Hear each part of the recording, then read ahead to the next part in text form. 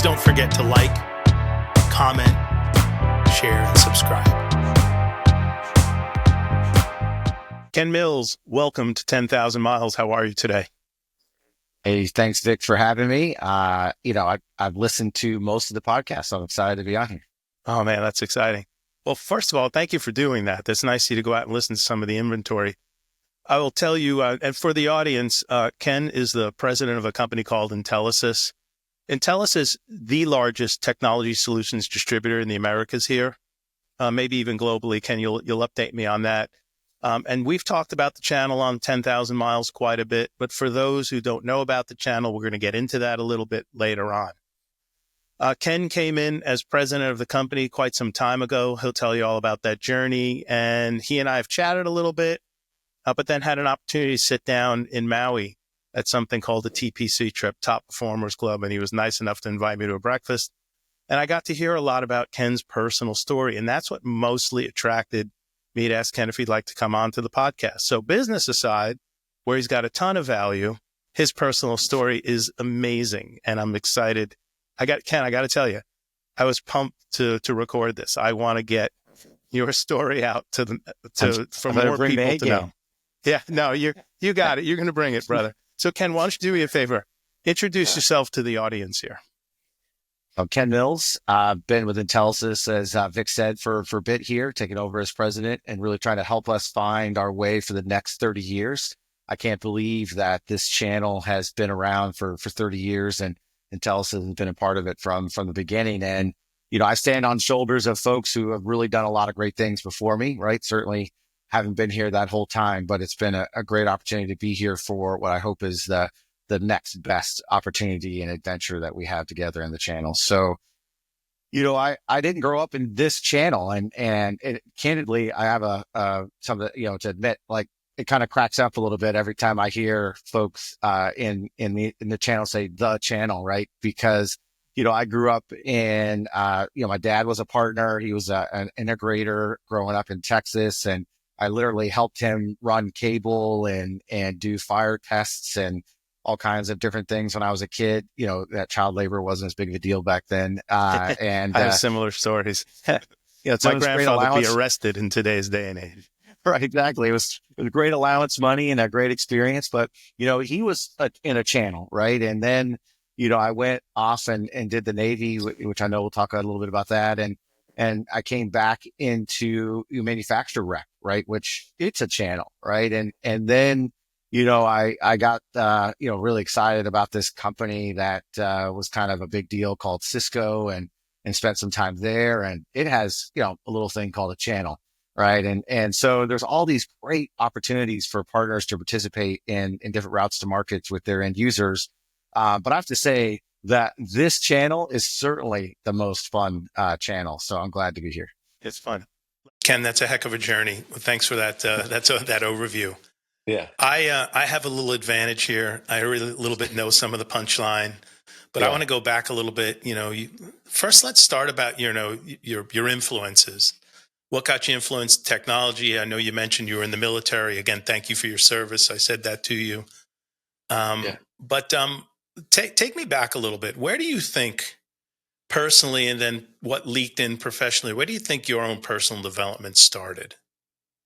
Well, I was very fortunate to grow up as a kid in the very early days of the internet, right? Bulletin board services, even pre AOL chat, which was the downfall of youth, right? And my mom, believe it or not, is super technical and it's very technical today. Like every Apple keynote that comes out or new, leak for a new device from Apple or something like that, she hits me, sends me a message or sends a YouTube video or says, "Have you seen this yet?" Or "I watched it. What'd you think of it?"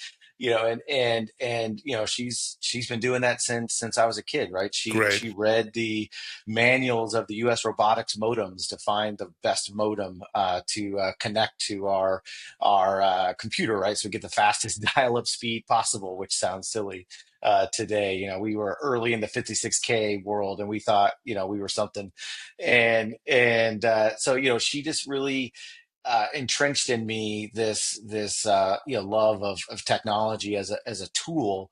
And my father's also very technical, and as I talked about, being an integrator, a partner, growing up, putting things together, solving big problems for customers.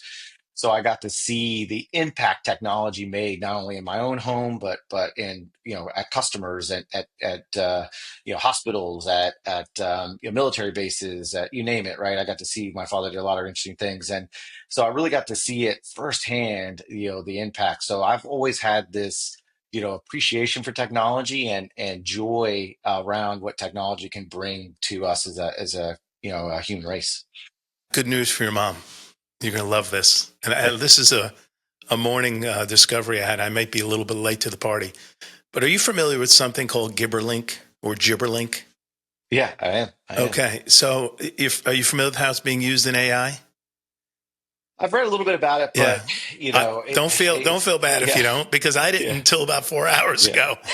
So I saw this demo this morning. It's out on yeah, Instagram, and it was out in yeah, Forbes article where yeah. I saw the they Forbes article. did you see it? Yeah. Did you saw where the one AI called the other? Yes, it was hilarious. So it was not only hilarious, but it sounds like modems. So the good news for your mom is modems are making a comeback, That's right. right? It is the original language for sure. It's crazy, So for those to finish the story, and I'll post the link in the description section here to the Yeah. Forbes article and the Instagram post. An AI calls into an AI, and one says, "Hey, my name is Ken. I'm an AI. I'm an AI agent for Ken, calling on his behalf." And the other one says, "Hey, that's cool. I'm taking the call. I'm an AI agent on behalf of Vic." And when they realize they're both AI agents, rather than doing the natural language communication, they say, "Hey, would it be easier if we talked into Gibberlink?" And all of a sudden, you hear all the modem stuff going on, and they're communicating back and forth in what was a language we thought was long lost. That's right. That's right. Man, so You know, cool. those 45 seconds felt like hours back then, and Boy, now didn't they? Right? Didn't they? All right. could So your not mom wait. was the original geek of the family, which is really cool. I love that. Yeah, Very yeah. inquisitive She mind. she still she sold more Teslas than anybody I know, in her passion, talking about how much she loves the car and how it drives itself, and so Man, that's so great. All right. So you grew up in this very uh, household of discovery, I would say. You're very inquisitive minds and looking out, in technology and things. And, where did you take it from there?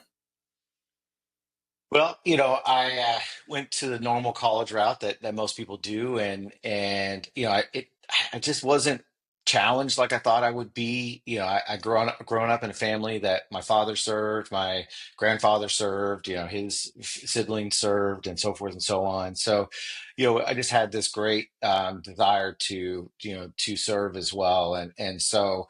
I actually went and signed up for Marine Force Recon, and went in to do all the tests, and I couldn't. I had this liver issue that I couldn't pass the medical exam, and I learned really about sales in a very unique way. The Navy recruiter happened to hear this story, and said, "Hey, we have this nuclear engineering program. I'm confident that we can get you in, because I had a great ASVAB score, and great high school grades and so forth, and I'm confident we can get you a waiver for this." And I said, "Well, tell me more about it." He said, "Well, we got this great bonus, that if you Ding, ding, complete the ding, ding, ding, program, ding. it's Yeah. right, and if you stay longer, and you sign back up for a couple of years, you get this even bigger bonus, and we get this extra pay for being a nuke. And if you go on submarines, you get this extra pay." And that's when I probably knew I should have just went to sales right away. But he did a He great got you. job of convincing me of the economics of this decision. So I said, "All right, I'm in."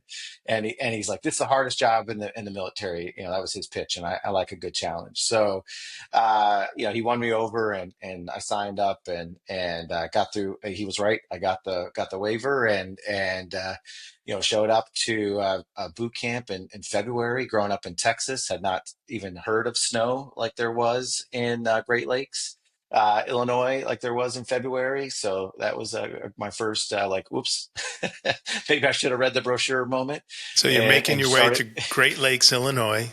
Great Lakes, This is Illinois. where Yeah. talent. How does the program start? So normal, boot camp. You're enlisted right away, like everybody else. You do get put into a little different group of enlisted folks, which creates a nice little divide right away. That you, The sounds of it, not a great one. Yeah.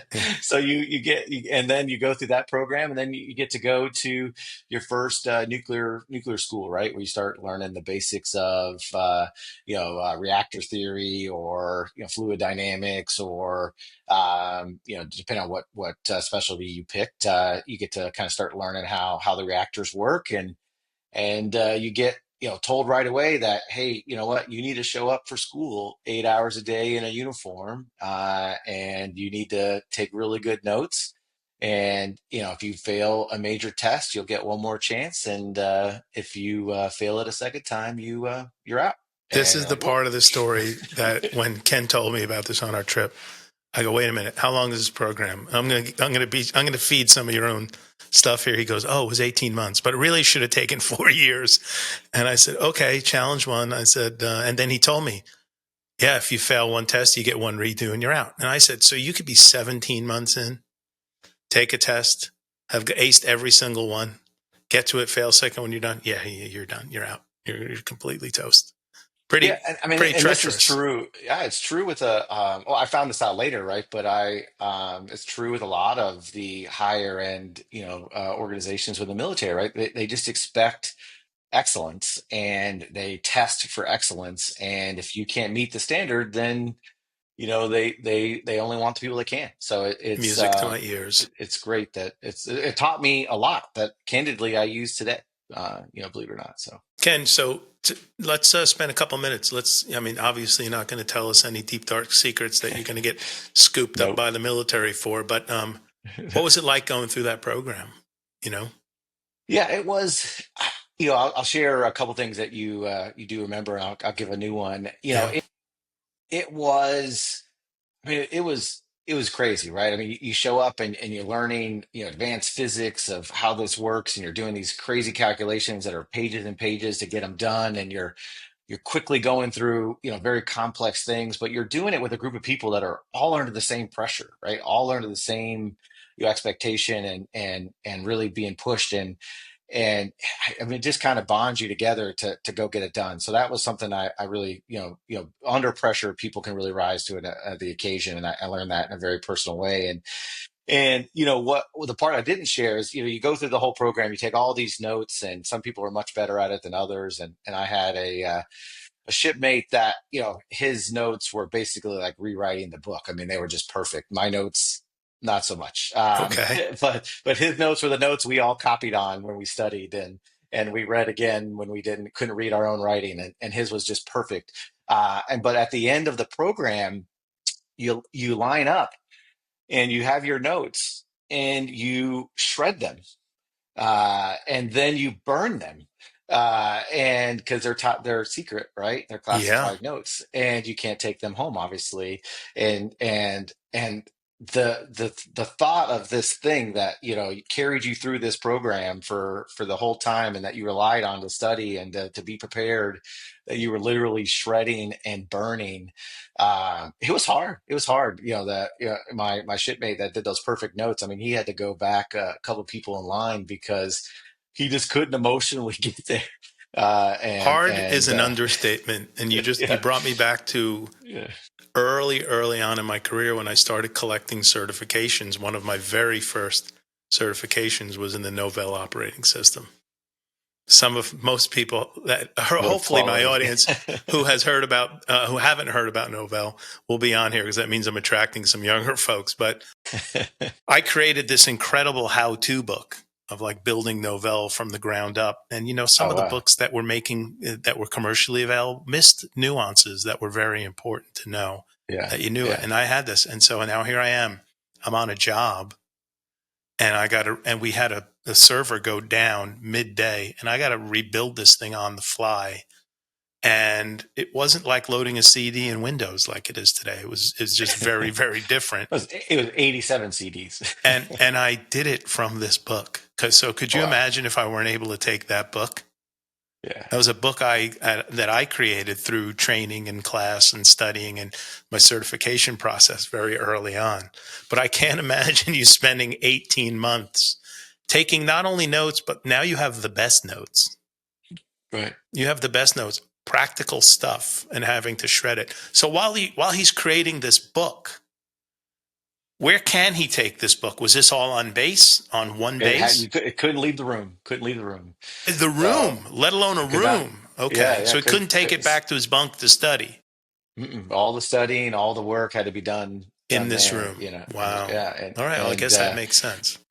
yeah, it was. But you know what? You just did it. But the part that was I think great about the military, right, is that was a theoretical, right? We did the theoretical, we did the study, the academics, we understood the physics, we understood all the things that went through it, the thermodynamics, the all the math, the stuff kind of made this work. And then you spend a number of months, depending on how long it takes you to kind of put it in practice. So you go to a nuclear reactor and they give you a book kind of probably as big as the Novell book that you made, and it's got 1,000 2,000 signatures, right? And some of them are simple, like define whatever, right? Tell me something about this valve, or tell me about whatever this process is, and you'll explain it, and someone will say, yep, you clearly understand it, you're good, you get a sign, right? So you go through these 2,000 signatures, and you turn the book in, you're ready for the final exam. But one of those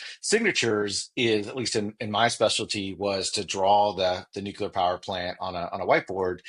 And I think this was your favorite story, if I, Yeah. and you practice it for a long time, for weeks, right? It could take you a month, depending on just how well you're good at memorizing and repetition, and you draw it constantly every day. You work on it, right, in between other signatures that you're trying to get, and you finally get it down, and your friends are like, all right, do I get it all? They're like, yeah, you got it all, and you're like, you sure? And then you erase it all and you try to draw it again. Yep, I got it all. So, all right, and then you go, you're ready to take the final exam, and this one's not a test. It's an oral exam. So you have your book handed in. Everybody checks off. They have all the signatures. You go in this room. There's a handful of folks that know a lot more about this than you do, and they've certainly forgotten more about it than you can remember. And then you go on there, and they just watch you draw the power plant on this whiteboard. Of course, it's a different size than you practiced, so you have to deal with that, mental gymnastics, and figure out how to fit it all on there. And they just watch you. And of course, under pressure, you're going to forget to draw something that you should have drawn, right? Some valve or some pump or something like that, right? And once you're done, they start quizzing you, like we're on a submarine going, at this temperature, doing this and this, and this part of the system fails. What do you do? And you're walking through how to basically fix the system so it doesn't cause the submarine to sink, right? Because submarine sinks, that's bad. Everybody dies, and it's kind of against the mission, and not good for everybody's health. So the primary thing is don't sink the ship. And so hopefully you figure out what you didn't draw before you get there, and figure out a way to isolate it without whatever you needed to draw on there, and then you finish and you step out of the room, and they tell you if you pass or fail. How many people So started this class with you? yeah, about a dozen or so, and only a couple of us got to see the end. Amazing. So it's a tough. It was definitely not not. It was the most challenging thing I've ever done, but it was great to be pushed that hard, and to be able to look at problems that you have today and say, I could figure that out. If I figured this out, if I could do that, I could do this. And so I use it today for that reason. Something I said to Ken was when he told me this story, and I have a couple of questions on the other side of it that I never got to at our breakfast. But I said to Ken, I said, "Oh, you were done with your interview process for the rest of your life." He's like, "Really?" I go, "Yeah." You walk in, you go, "Hi, my name is Ken Mills. I was a nuclear sub engineer. I started in a class of 12 and only two of us made it out. When do I start?" So it's like, oh, okay, that's really impressive. Yes, you start Monday. And oh, how much do you want? Oh, okay, we got it. I mean, that type of fortitude Yeah. is what people look like. And you were able to put it into practical or execute Well, on it in a real world scenario. yeah, I didn't never quite I don't think I should have used it that way. I don't think I ever did. So shame on me. It's never too But late, Ken. It's never too we have late. some great people that in our part. We have some great partners that have served. Right. We have some great people in our company that have served, and they Yeah. all have their own stories like this. Right. And it's so funny. You get into a conversation and having a at the bar or just hanging out, and you end up telling two very different stories from two very different branches of services or jobs, but they are actually the same story.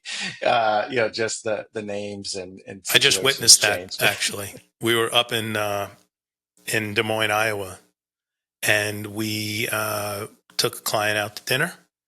And between client and provider that was out there, that actually happened.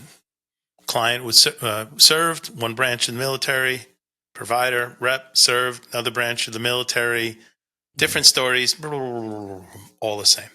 I mean, it Yeah, just yeah, happened right before my eyes. Really cool. yeah, So yeah. the question I asked, did you go on a deployment after that? What happened? Yeah, so I participated as instructor there at school, so that's Yeah, one of the things you could do, got it. Neat. and then I did some short time, and I don't have any great sea stories, unfortunately. I was Okay. able to the military was shrinking, and they forgot to exclude nukes from the opportunity to take early out, and I realized as much as I loved my time and I loved the opportunity to serve, that, like I mentioned in the beginning, that my calling was probably not to work in a nuclear reactor for 20 years, Yeah. and so I decided to venture into sales. What was your first job? First job was manufacturer rep in Arizona, covering basically the Arizona state of partners for about ten lines. So what a manufacturer rep is, for those who don't know, is manufacturer has a couple options. They can hire a direct sales team, they can use a channel, they can use various ways to get access to end users. And one of the ways they do that is they hire, salespeople for hire, right? Like guns for Mm-hmm. hire and mercenaries, so to speak. So, we had a contract that was only 30 days for 10 of these manufacturers, 30 days notice, it could be canceled. But we were the sales arm for these manufacturers in Arizona, as an example. And so, we were the direct sales force or the channel support sales force for these manufacturers. And so we would get paid on what we sold. So it was the first time that I really got the experience of, you kind of eat what you kill in Mm-hmm. sales, right? So if we didn't sell anything, no checks. No checks. And if we didn't sell enough, the manufacturer would give us 30 days notice and cancel us, and we'd be, that line would no longer exist. What So type of products were in this ecosystem? components like transistors, resistors, capacitors, video equipment, video surveillance gear, access control, kind of a number of different things. So anything that we could get signed up that we thought we could sell. You know, So, the stores that used to have a lot of stuff like, I'm sure you were selling to manufacturers, right? yeah, that's right. That's right. Yeah. You know, as a hobbyist, as a geek hobbyist, I used to love Radio Shack. Back in the day, Yeah, before it was cell phones and radios, it was really like components to build stuff.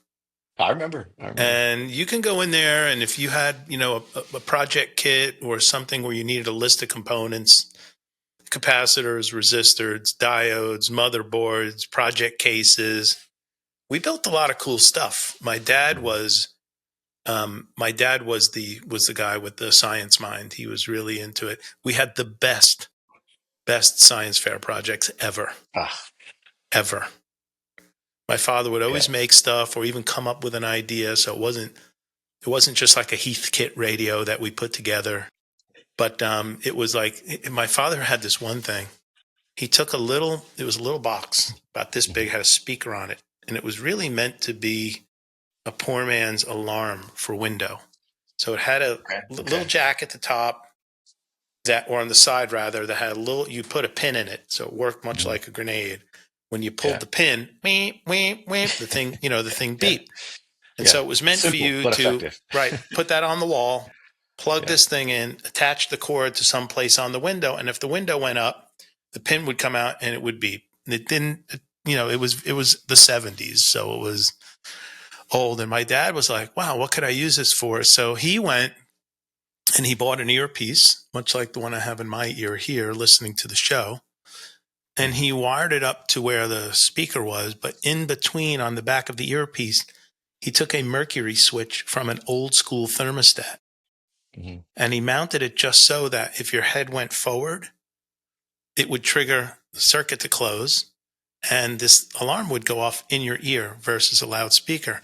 And he called it the trucker's helper because he thought if you're driving along, you're driving, You lost it. you doze out, it was going to wake you up. Ken, I swear to you, like 8 years later, in the back of like Popular Mechanics or Popular Science magazine, some dude is selling this thing. Many, That many was years later. I remember I loved the back of comics when I was a kid, and Yeah, I wanted to buy everything in there, man. I bought everything. so many terrible things. You should ask Mike about his time at Radio Shack. It's one of his first jobs. Mike Bauer, No kidding. CEO of ScanSource.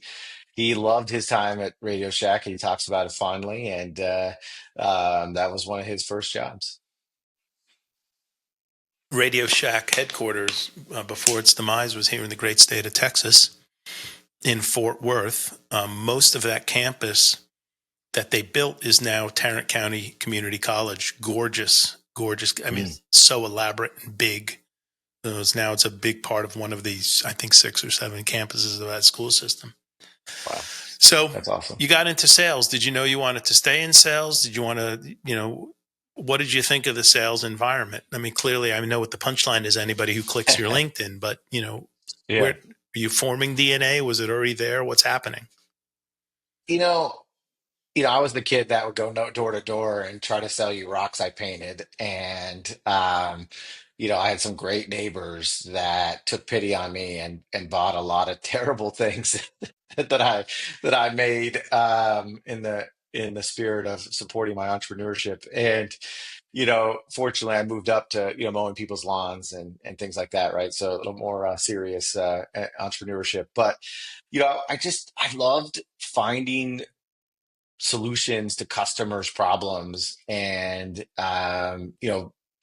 find a technology solution that could win for them and make something work for them or save them money or help them launch something new. I just loved being a part of that. So technical sales, right? Not just sales in general, but the ability to sell technology just is in my blood from that point on, and I never looked back.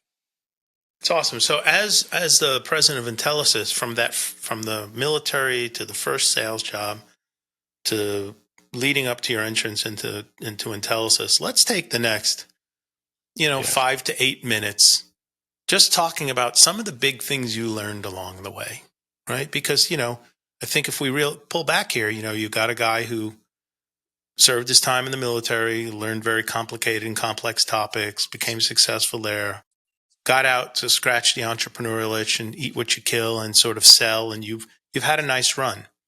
And now you've worked your way into being the president of this company. Um, but there are things along the way that helped you get there. And those are the things I want to unpack a little bit. Do you recall a yeah, time, and you can skip around, you don't have to take me in sequence. Like I want to go yeah. through, give me like 5 of the things you learned along the way that helped form your leadership style that ultimately got you to the role you're in now. Yeah, I'll skip around a bit, but one thing that really, helped me a ton, and it's maybe a weird term. Maybe you haven't, I haven't, maybe no one else has said this on your podcast. At least one that I haven't heard on the ones I've listened to is grace was a big one. you know, I was given opportunities that I didn't deserve, and given chance to prove myself when I wasn't ready, and allowed to make mistakes and learn from those mistakes and hopefully apply those learnings to better decisions in the future because I had some great leaders and people who invested in me and gave me a chance and gave me the grace to not be fully formed or have all the answers Yeah. and to figure it out. And so that's something that I try to have in my leadership style. It's certainly something that I think is important to foster, the ability for people to feel confident to take chances or take risks that may not work out. But that was something that yes, I worked hard. Yes, I put in the Yeah. time. Yes, I study. Yes, I take my every role I've had very seriously. But if I didn't have that support and that grace to fail and learn and make those mistakes and be better because of it, I wouldn't be here today for sure. Did you know you were getting that grace at the time, or was it discovered after the fact?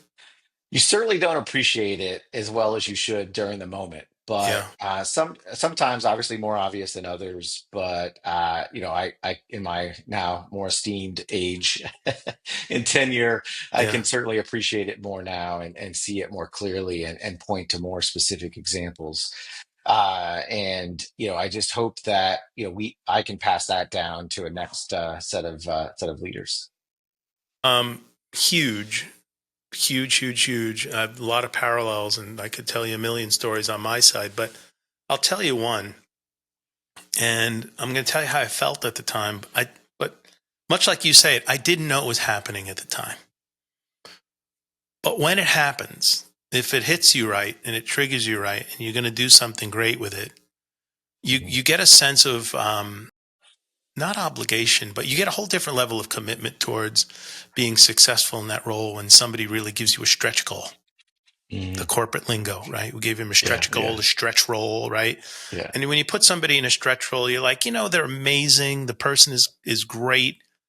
We're going to have to keep our eye on this person a little bit, but I think they can rise to the occasion. And I've historically put a lot of people there. But the very first person who did that for me was a guy named Richard Payne the third. He was the What a cool president of a name. mortgage. Yeah, really cool. He went by Dick. Yeah, well, The not every rest choice is is a the good rest is choice. history. I mean, yeah, and obviously, and honestly, his wife's name was Jane, Dick and Jane, like right out of the Oh books. man, that's So amazing. he was a book, but he was a great guy and a quietly great leader. I don't even think if you asked him if he were a great leader, he would say, "Yeah, I was a great leader." But he had a lot of natural instincts. And I remember I was working at this company. He was the new president. We were much smaller. We had just been purchased by a bank. And the guy who was in the CIO seat before me, we were very small. He moved on to do some other things, had another opportunity. And he walked down. This is literally how I got promoted, Ken. He walked down the hall. I heard him coming. He stuck his head in my office. He goes, "Hey, so and so left. You're up. Don't F it up." And he left. And then he walked down the hall. That was Yeah, literally, I didn't get a sit down. I was like, yeah. and then he came back. He goes, "Oh, by the way, I'm going to give you a raise. I'll tell you what it is tomorrow." And he walked out. So this is my early, I'm like, wow, this is getting promoted is easy. This is so cool. you know, You just show up. but I knew, I did recognize at that moment the opportunity Yeah, he was giving me. yeah, yeah, And I would have crawled through glass to make sure he wasn't wrong about it. And it yeah. turned out to be a very pivotal moment in my life and career because it was my first CIO title. And we were a couple hundred person company that grew to almost 3,000 people. Mm, So I got to learn all of these things along the way, and we just kept delivering and learning and sort of responding to it. But I think when somebody gives you a stretch role or a stretch opportunity or a stretch goal, it's vital to your development. So, first of all, recognizing that, amazing, hats off to you. But the fact that you do it still, I think is becoming rare. Do you think it's easy to do yeah. that with a remote workforce? It's definitely harder because you have to connect more proactively with a remote workforce, and you have to reach out more. You have to you just have to put more effort into it. And I think people forget how easy it is to walk out of your office and grab someone and say, "Hey, I have a question for you," or, "Oh, you see someone and say, oh, that makes me think of something," and you have a conversation. That never happens remotely, right? You have to be intentional. You have to make a specific effort to drive that. So I've been fortunate. I was virtual and managing virtual teams and even global teams before it was cool to work from home. Yeah. So I got a lot of early practice on it, pre COVID. And, I think that, again, the biggest lesson I learned and I could give to other people is be intentional about reaching out and connecting, right? Force the one-on-ones, force the, Teams chat or Slack's chat, Hmm. force a conversation where you're sharing something about yourself. I shared with my leadership team, every once in a while I'll pick a random topic and I'll throw it in our leadership team chat and just to kind of get things going. And I shared, I'm listening to this artist a lot lately, and it's Teddy Swims, who Yeah. I think is Like awesome. Teddy. And Yeah. I'd love to have him at one of our events. It'd be great. And I put it in there, and like four other people, like, oh, I like him too. I like him too. I don't know him, but I like this one. And we ended up connecting in a way that you take for granted when you're in an office and Hmm. spending that time. But if you are intentional and you make an effort, you can still have those connections and make them meaningful. I think the connection part of it is interesting, and I don't. There's nothing there I disagree with. The thing I'm still curious about, and I wonder is, I had a long conversation with a friend and colleague on the topic of remote. He's completely pro remote. Thinks the Hmm. greatest thing that ever happened in the universe. He thinks, you can do the job, get the work done. I definitely think it's a role based, Hmm. judgment. There are some things like how are you going to get people working a manufacturing plant remote? I mean, that's not going to That's happen. tough, right? Yeah, Very that's tough. tough. But so, Yeah. it's an extreme case, but there are Hmm. things there. And he said to me, why are you so fixed on people going to the office? Do you want to drive in traffic again? I said, listen, for me, I said, I'm just going to sound weird. I said, I'm not worried about me. I said, if you look back on the last 20 years of my life and you take out a couple of friends I've had since I'm in my teens, Hmm. and you exclude a couple of other friends that I have because in proximity of my kids Yeah. went to school together, Yeah. you met a Yeah. cool couple, next thing you know, like you're friending. And Yeah. I have relationships like that have gone on for as old as my kids are. Got some friends that are, 30 plus years in the books because of those things. Everybody in the middle of that in my life, I have met through work. Hmm. Same.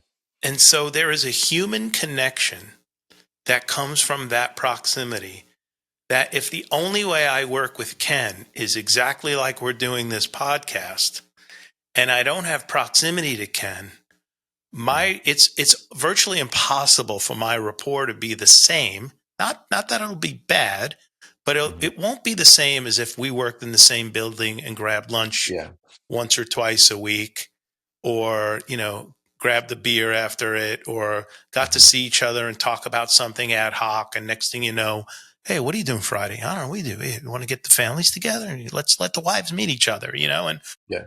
that kind of stuff becomes really hard, especially, and I'll stop here, get your view on it. If the person I'm talking to like this on this video lives two towns over, right? Which is it's happening, Yeah. right? It's happening. What's your It's a take on tough, that? it's a tough balance for Yeah. sure. I was virtual for a long time. My time at Cisco was virtual. Cisco was early in productivity anywhere concepts, early in open offices, you just kind of land and work and leave. Dell was early in that as well, closing a lot of the sales offices to allow people to be virtual. And then I led teams across, 22 countries at one point. And so I've always been in that role. And then prior to Intelisys, I was CEO of a small PE backed supplier, and we brought a lot of the people into the office, and because we were solving a new entity, we were acquiring a couple companies and trying to bring them together. We were launching new systems. We were building new products that hadn't been built before. We were trying to do a lot of difficult things, and we spent a lot of time together to do it. And I did really enjoy. I really enjoyed it. I did really Yeah. enjoy that connection. I did really enjoy that. Hey, we're together. Solving this problem. And one specific example. We had to get 100 units out to a hospital in the Charlotte area for an order that they placed. And we brought everybody in the office, and we brought high school kids and wives, and my parents went. My mom and dad went and helped assemble these things all so we can get them out the door in time so we can get credit for that fiscal year. And we played, like, play your favorite song, and we'll try to guess who actually picked that favorite song, right? So we put a bunch of songs in a playlist, and we had to guess who put that song in that playlist. And Amazing. 5 years later, all the people that participated in that event still regard that as one of the best times we had. And it was working overtime, uh, right around Christmas, under pressure to get something out the door, but we all regard it as one of our favorite moments. We're going to So just have it's to kind of crazy. discover new ways to make human connection. Yeah, It's I think just so. I think different. so. It's just different. I Yeah. got invited to it was on Teams. I got invited to a Teams call from a friend, and my friend works in an R&D space in a very large financial institutions organization. I'll just leave it right there. And he texts me. He's like, "Hey, dude, can you jump on Teams?" And I said, "Yeah, absolutely. What's up?" He goes, I want to talk to you about something. I want to pick your brain. Oh yeah, great. The invite comes over. Oh, there's the link. It's from my friend. Great. I click it. Mhm. I join the Teams meeting. Hey, what's up, man? Hey, what's up? What are you doing? Yeah, all right. What's the big thing? What are you working on? Starts going. And at first, a little glitchy. I'm just thinking we got a bad connection. Mhm. And I'm talking, and it's asking me questions, and I'm responding. It's giving me some, he's giving me some, I say it, I gave it away. I'm having dialogue with an AI version of himself. So what happened was You're no longer my friend.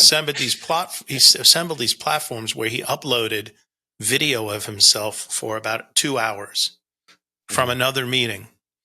What he does in the meeting, where he looks, how his head turns, he was wearing a particular outfit, Yeah. mouth movements didn't matter, what was coming out didn't matter.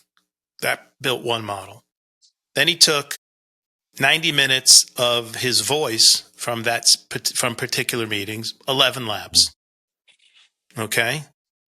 Now then hook that up to ChatGPT Mhm. or an information source.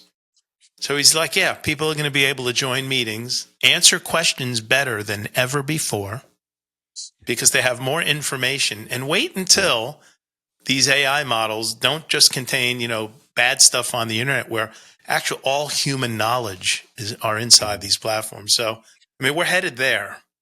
Right? And I'm trying to fight for human connection because I think it's the most meaningful thing in anybody's life is a human Yeah. connection. So it's a bit of a tangent, but I wanted to see what you thought about how the work from home Yeah. thing sort of played into we started with, how do you promote people? How do you give them stretch goals? How do you really determine how do you get that gut feel if they're going to be able to Yeah. rise or crumble? You got to get to know them for sure. One thing I'll give Intelisys credit, right? They did this, well before I joined, and I can count on, less than one hand how many calls I've had, and we use Teams as our primary communication platform. How many Mm-hmm. calls I've had where someone wasn't on video.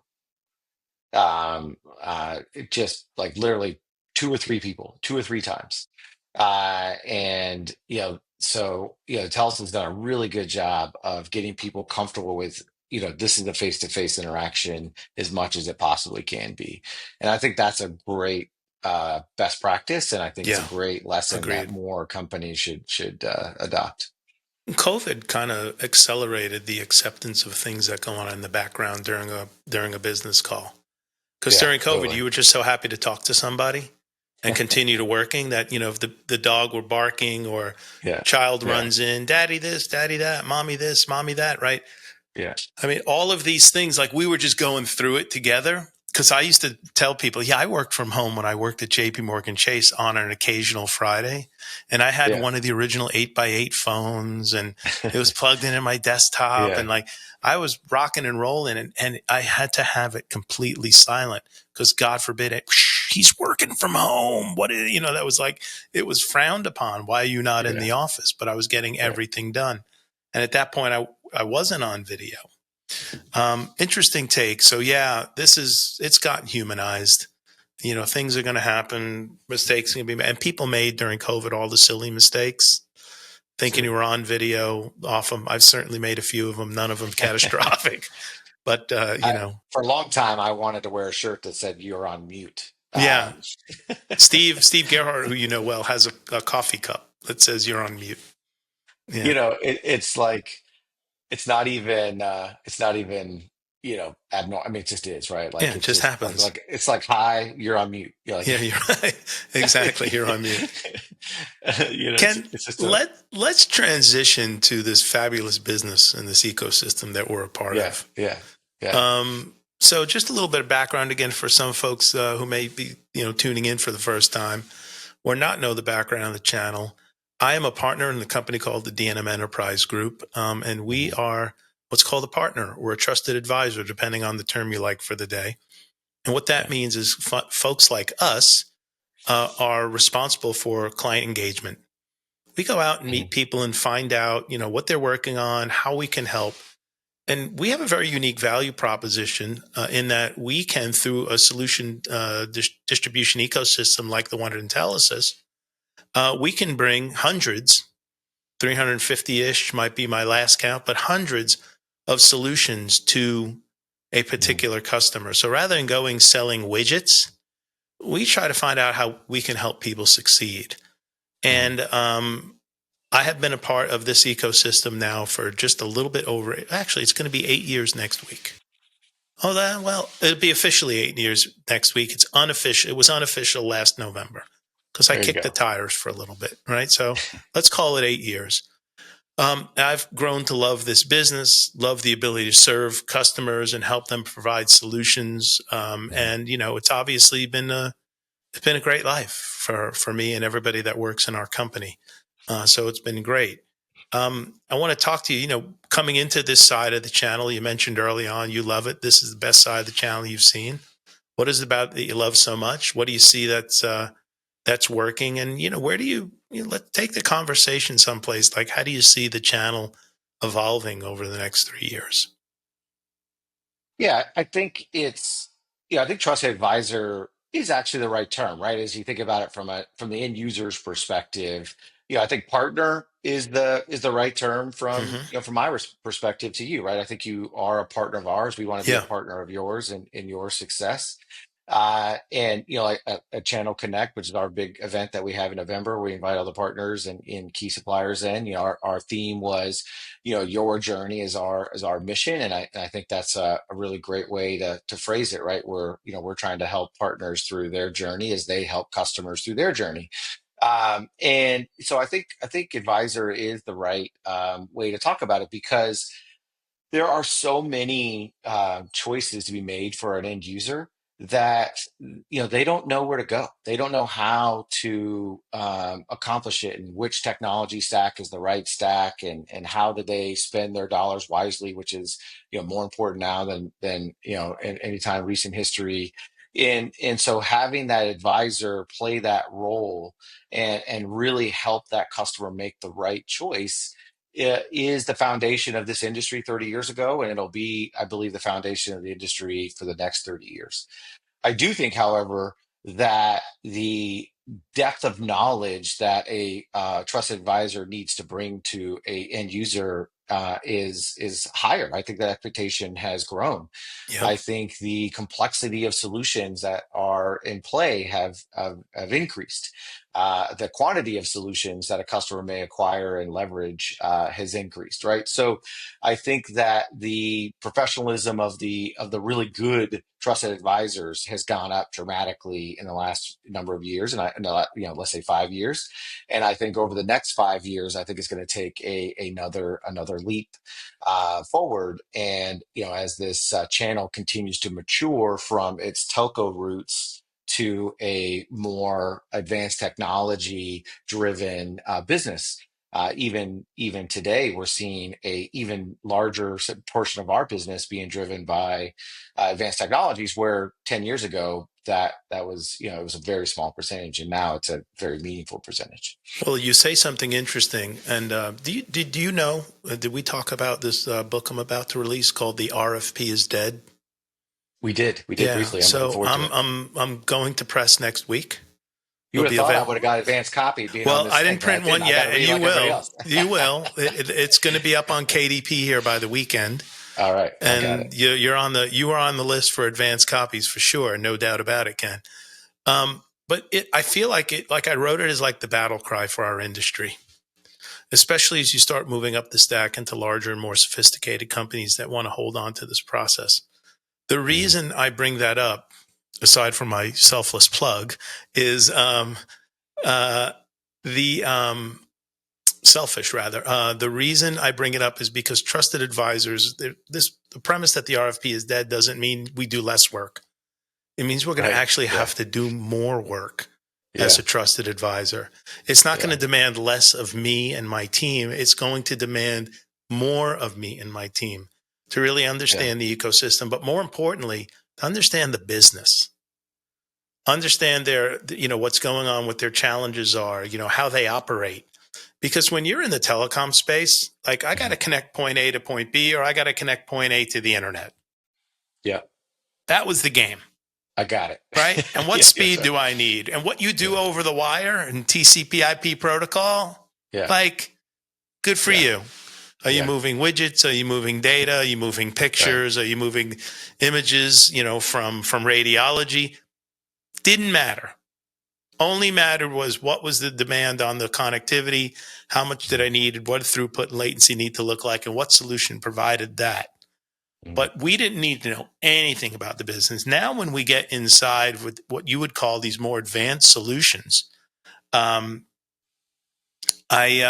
you've got to know what's going on. You got to know where their efficiencies lies or inefficiencies lie. You really Mhm. have to know more. So when you talk about this changing again, maybe build on that for me. What do Yeah. you see the DNA and the future of this business really looking like and evolving to? And it's going to happen very quick.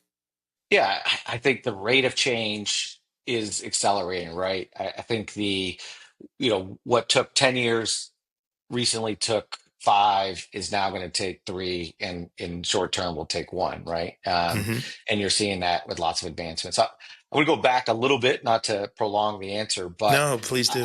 when I was at Cisco, I was very fortunate to be in the emerging technologies division of Cisco, and John Chambers, I think, one of the best CEOs, certainly founder CEOs, that had such a long tenure and such an impact on the technology landscape.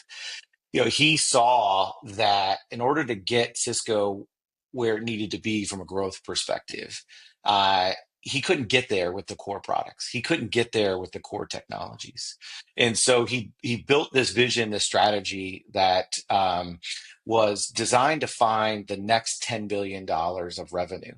And his idea was that, some of that's going to be acquisition, some of that's going to be new products, some of that's going to be same products, new markets, new channels, maybe new geographies, right? And so I got to participate in this emerging technology division where, we launched a number of new products. Some failed, some were successful, some we sold off, some we graduated into core products today, like Hmm. telepresence as an example. We entered new markets like the Middle East and Africa, and solutions like building controls and IoT and all these different things that weren't traditional Cisco things. Looking for a number of multi-billion dollar opportunities to close that gap. Okay. And I go back to that because I was very fortunate to work with Jeffrey Moore and his team. And for those that don't know Jeffrey Moore, he wrote a book called Crossing the Chasm, and it's been around for a very long time. Very easy read. Definitely recommend anybody go get that book and read it. And essentially, Crossing the Chasm was a study that he did on the bell curve that we all know around technology adoption, kind of main adoption and kind of laggers, right? Like everybody knows that bell curve that's been in sales or Yep. technology. But what he found is early in that technology adoption curve, he found that there's this chasm. And some people may say chasm. I would say they're wrong, but that's a different topic. I'm with you, by the way. And Yeah. and this chasm is where great products go to die. And it's not because they're not good products, and some are, poor products. But what he found is it's not just the product has to be great. Think about beta versus VHS, right? One was a superior technology, but didn't get there because VHS had the distribution, had the agreements, had the channel, right? And beta didn't. And so he found this concept that, a lot of these things die in this chasm before they can even get up the technology and market adoption curve. And so he furthered this idea around how do companies and technologies get across this chasm is they build what's called a whole product. And the best example of that today, whether regardless of your opinion, is Tesla with the supercharger network. Without the supercharger network, Tesla wouldn't be the powerhouse it is in the electric vehicle space. It's because they solved the most critical problem at the same time they were launching into a new market. So That's they right. brought the whole product to the customer so that it solved the whole problem. So as a trusted advisor, you've got to be thinking about the whole product, the whole solution, not just is UCAS or CX seat or a cybersecurity solution the right thing. You've got to think about it more holistically. What are all the things around it that I need to deliver a whole product and more specifically, a whole outcome for this customer. And that's what's really exciting about this industry. And I think that's what's going to drive so much of this change is because it's not just one and done. It's CX plus a AI agent, plus a cybersecurity platform to make Hmm. sure that that agent is secure, plus mobile device management, plus connectivity, plus cloud infrastructure to run it, plus you name it, right? And those technology advisors and TSDs and in my world as Intelisys and suppliers that really work together to bring that value to the ecosystem and to the end user in a way that the end user can say, I get it, I can consume it, is really gonna send us forward. And another way that I like to think about it is, a lot of suppliers and agents, partners, MSPs, VARs, to your point, you said widgets, right? I call them Lego pieces, right? They say, Hmm. I got the best Lego piece, and it could be connectivity, it could be CX, it could be cyber, it could be whatever. I got the best Lego piece, and they want to sell that Lego piece to the customer. The customer says, great, thanks for that Lego piece. And then they buy another Lego piece, another Lego piece, another Lego piece. And the customer, as a CIO, this, right, Yeah. is forced to kind of figure out how to put all these Lego pieces together.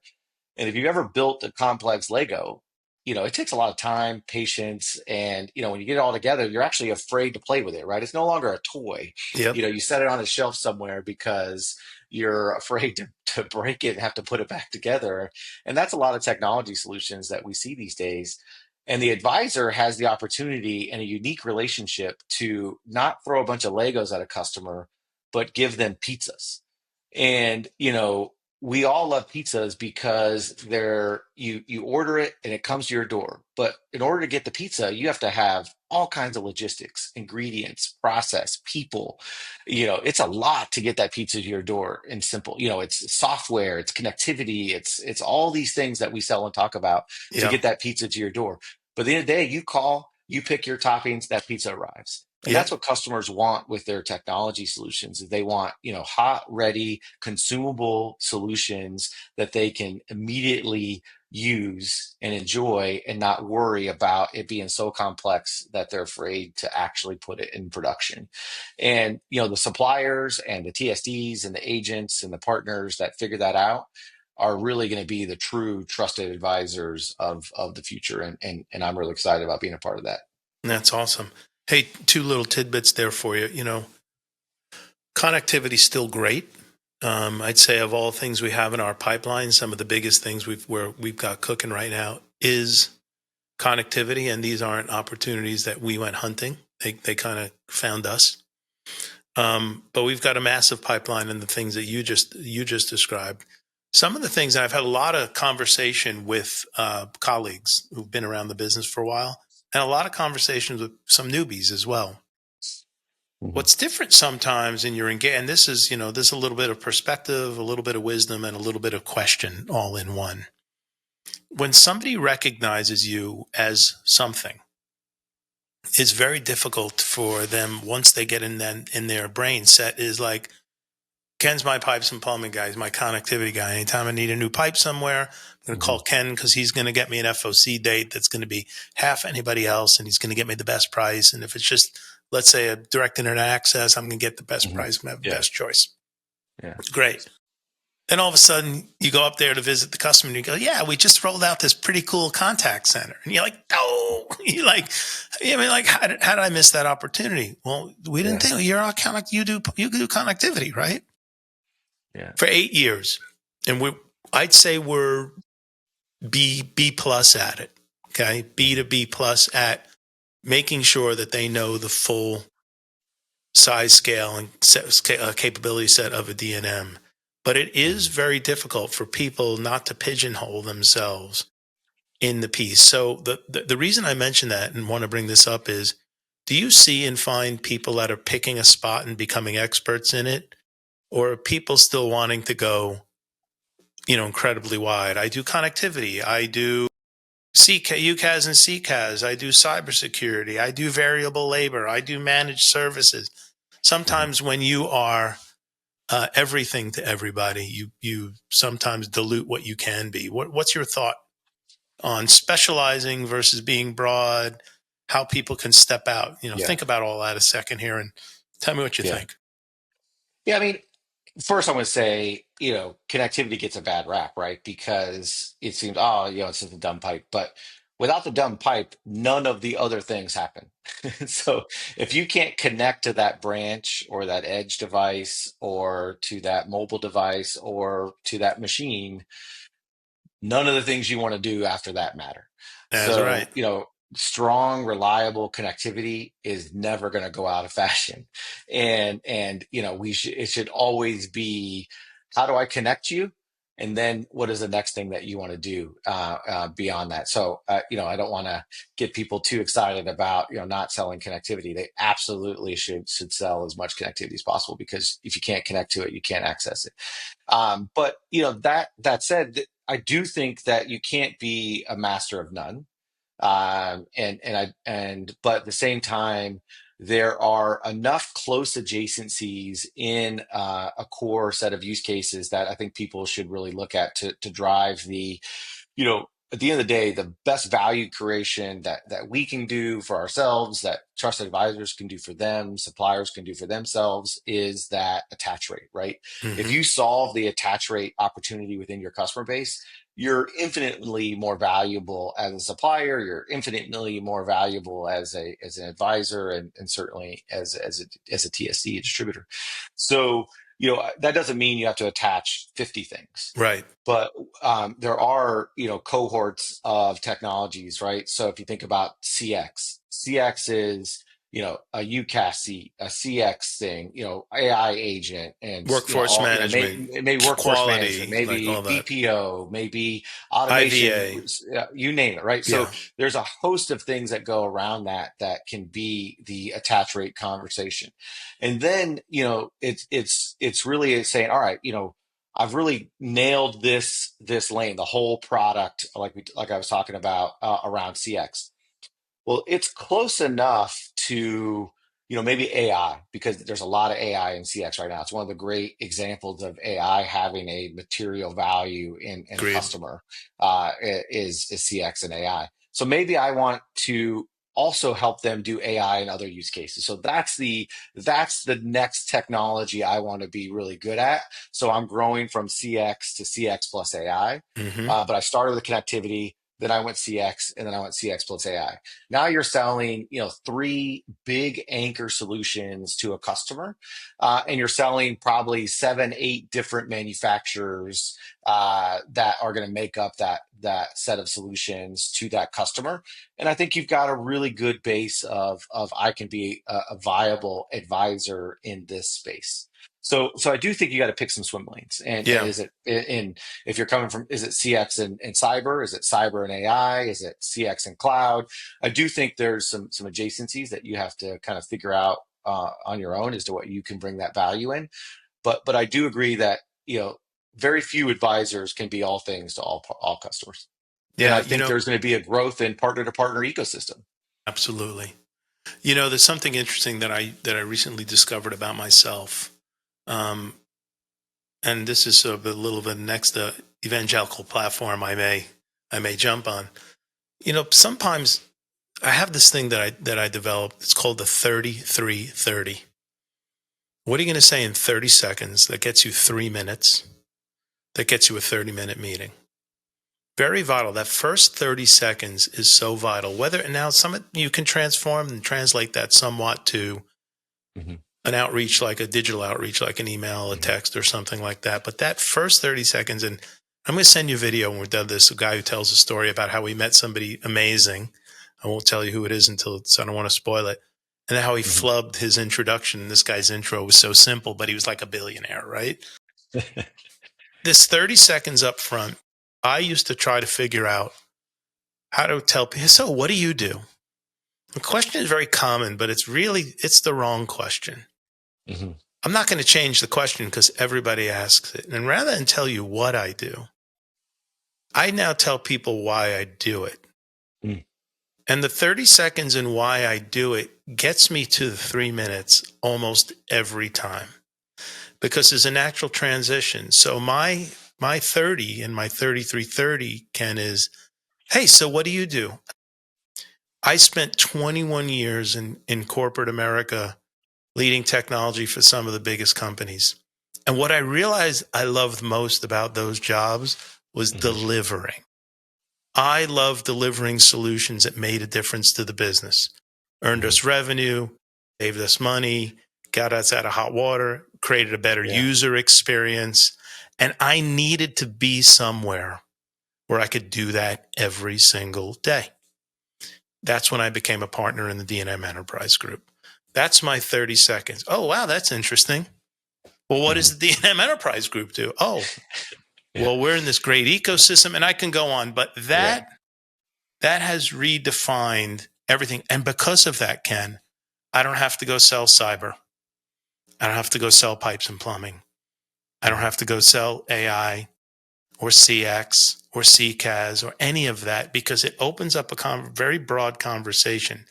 I happen to be Mhm. blessed to have had a 20-year career prior to getting into the channel where I had responsibility for all technology. So I understand everything from the pipes and plumbing all the way through the end user stuff in the CX side.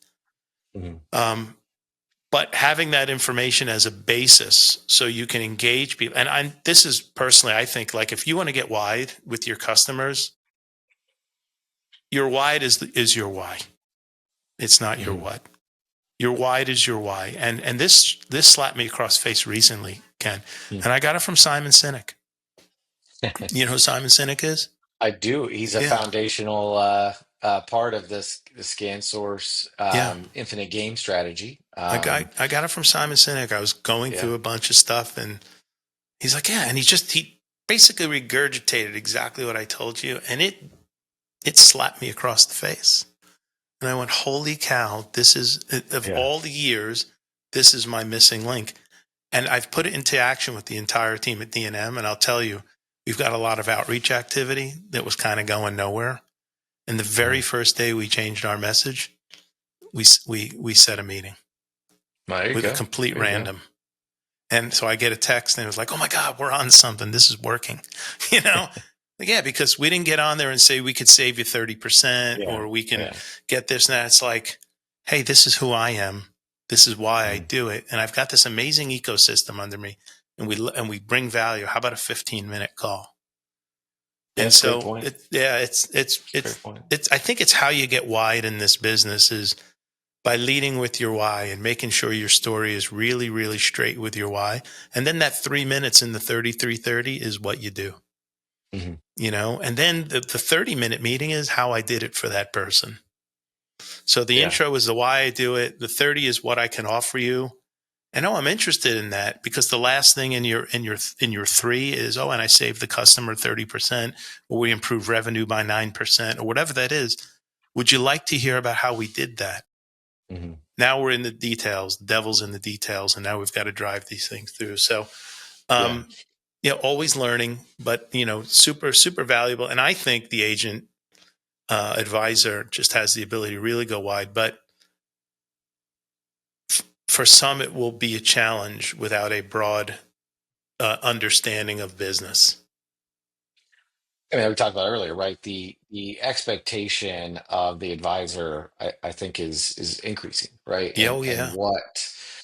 what they're expecting an advisor to bring to the table and knowledge and experience is, increasing. And Hmm. the opportunities are increasing too, right? The size of the opportunities, the impact of the opportunities Yeah. are so I think for those that invest in their ability to bring that value, right? And to really, to your point, you understand their why and translate that to the customer's why and connect those two. I think we'll see great success for a long time.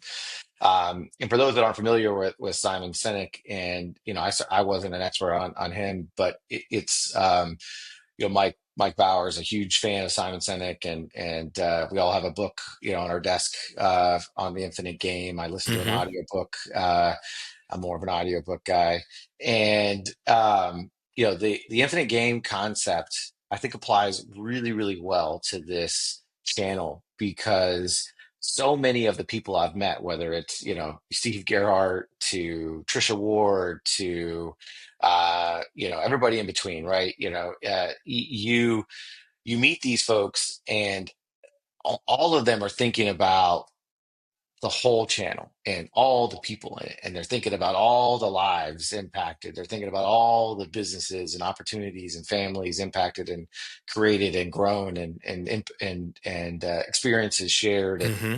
and the concept around Infinite Game is there's not four quarters in this. Yeah. There's not a score at the end of a specific amount of time that says, Vic won or Ken won, but there is a movement of success and a movement of time that we're continuing to deliver on and growing and driving the channel forward. And I think that's a great part of the community that's here. And it's something that I hope doesn't get lost in the next phase of this. Transitions are so they're important. I mean, because the infinite game, I understand, and basically, in simple speak, is nothing stays the same forever. There's a ton of nostalgia because of the way this channel was built and because of how Intelisys was built that you'll Mhm. speak to a lot of people who have been here for a long time. I'm sure you've Mhm. spoken to them all and you see all these passions and fevers about yesteryear and how Yeah. they do business. And then there's a push to maybe a different, more mature side of where this thing could possibly grow. The transition to get there is going to be interesting to watch. But what I can Sure. tell you about it all is that at the end of the day, everything is, and you may disagree with me here, but I'm going to stick to my guns on this. It's all about relationships. Yeah. The sale is about a relationship. I mean, you have to have the product. There are million, like if I need a UCAS platform, there are 29 on your ecosystem. I'm not Mhm. short of UCAS platforms. I'm not short of solutions and opportunities and companies that can do it well. Which one am I going to go to? How am I going to advise somebody? Who's going to trust me on how to get there? That's all going to Mhm. come from a relationship. And the same thing from a partner or a TA down to a TSD. Yeah. they have options in this space right now. Um, and everybody's out there telling them that they're the best option. Like That's we'll right. leave that off the Right. table. I know what you're going to tell us. That's okay, and that's Yeah. good. Um, but it's about the partnerships and the relationships and how the collaboration could help one another succeed, so that we get when we get sophisticated along the way, it's not going to be the same. And I will tell you, just in the 8 years that I've been in the channel, I've watched a massive amount of change.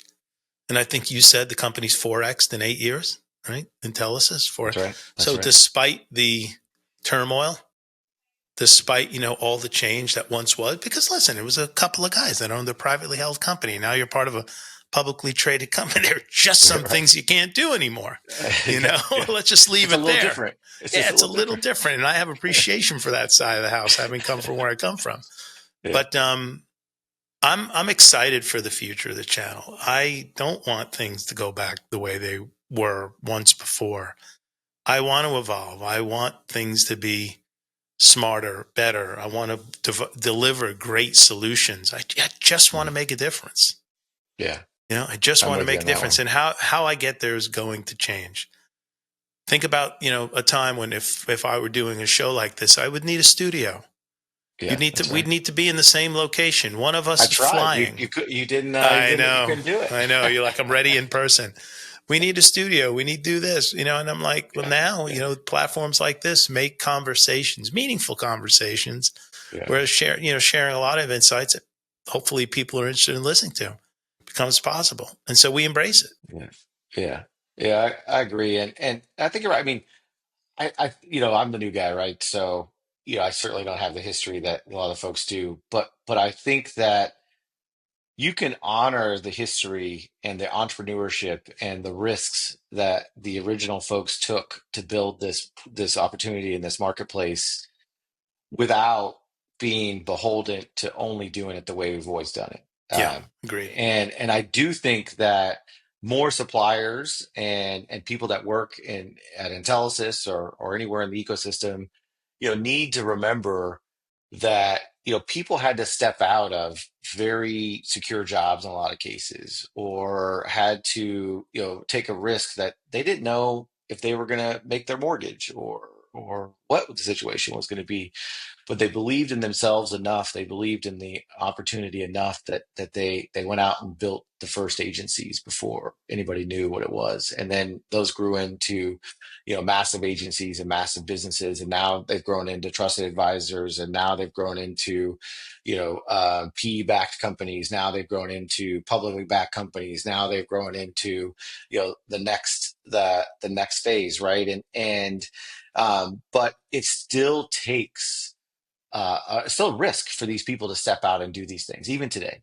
And even the direct sellers that are going to enter the channel this year and next year and the year after, those folks are taking a real risk. Yeah, And if we remember that, we're here to help them on that journey as an ecosystem, and from my side to yeah. help yours, I think we can stay grounded in that past that created this opportunity and deliver on a future that's meaningful for both of us. I wholeheartedly agree. And to adding to your point, we have as advisors, we've left it all behind. The Mhm. 401k, Mhm. the paycheck, the benefits, still getting paid on a bad week as much as a good week. Now we know what it's like to get to the end of the year and find out your bonus isn't great. But as sales hitting numbers and all of that, there's a tremendous amount of risk to jump into Mhm. this business. So, hey, I agree. I want to give you the last words. Um, take a couple minutes here to maybe forecast the future, or lay down the one thing, or give us your last bit of perspective on where the channel's headed. Again, I'm super excited about it, right? I think that the 10x opportunity, which is what I've been calling it, and that's probably underselling it, but I think there's still a 10x opportunity that the channel hasn't tapped. I think there is a massive opportunity to grow the number of customers that rely on the advisors to make key technology decisions and for us to participate. I think there's a significant opportunity to bring new suppliers into the ecosystem and new routes to market into the ecosystem that will unlock new potential, new ways to drive opportunities and win together that we haven't even thought of. That's right. That we haven't even identified yet. I mean, just think 2 years ago, and even less in some cases, no one even knew what ChatGPT was. And now you people are almost over it. And it's like, it's only been 2 years. It's only been 2 years, right? And we still don't even know where robotics and AI and the rest of the opportunity is going to take us and create for us. And so, I am so excited that, we as Intelisys and partners like you guys get to play a front seat at identifying and creating and bringing those opportunities into the broader channel and into the customers and, finding the next, $10 billion market that we're not even in today. So, we just got to be open to it. We got to be open to it. We've got to, be honest about what we've done well, where we can improve. We've got to be willing to invest in new ideas and new ways. We've got to be willing to, maybe be uncomfortable than we were before and allow and work together in different ways than we may have in the past. So I think those that are flexible, those that are playing the infinite game, those that are really looking to bring the 10X channel to fruition will be the players of the future. And I intend for us to be part of that. I love it. I'm going to end it there because that was great. That really was great. Appreciate it. Ken, thank you so much for coming on today. I see another one of these in our future, maybe next quarter. Yeah, I'd love to. I'd love to. I mean, you're a smart guy and I enjoy talking to you. So maybe we could pick a topic down the road.